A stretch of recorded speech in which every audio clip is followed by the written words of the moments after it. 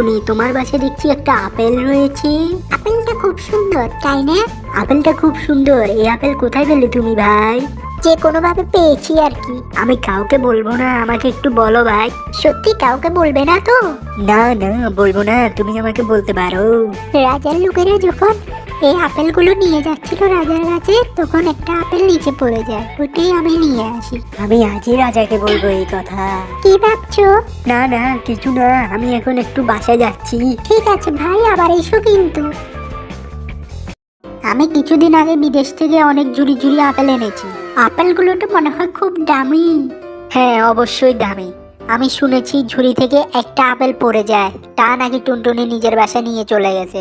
টুনটুনি খুব অন্যায় করেছে মহারাজ। টুনটুনি, তুই কি আমার আপেল নিয়েছিলি? মহারাজ, আমি নিয়েছিলাম। কাক, যাও টুনটুনির বাসা থেকে আপেল নিয়ে এসো। কুচি করে এক্ষুনি আনছি মহারাজ। এমনটা করবেন না, আমাকে এই আপেলটা দিয়ে দিন। আপনার কাছে তো আরো অনেক আপেল আছে মহারাজ। না, তুই এখন তোর বাসায় ফিরে যা। আমি আর এই জঙ্গলে থাকবো না, এই জঙ্গল ছেড়ে অন্য জঙ্গলে গিয়ে থাকবো। কেন চলে যাবে? আমি মহারাজের কতই না উপকার করেছি, আর উনি আমাকে একটা আপেলও দিতে পারছে না।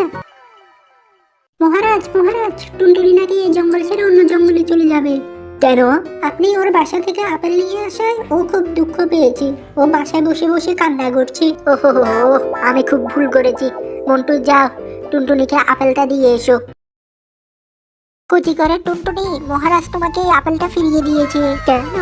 কচি করে মহারাজ নিজের ভুল বুঝতে পেরেছে, তাই। আচ্ছা, আমি এখন চলি। ধন্যবাদ তোমাকে কাক ভাই। বন্ধুরা, আরো মজার মজার কার্টুন দেখতে সাবস্ক্রাইব করো।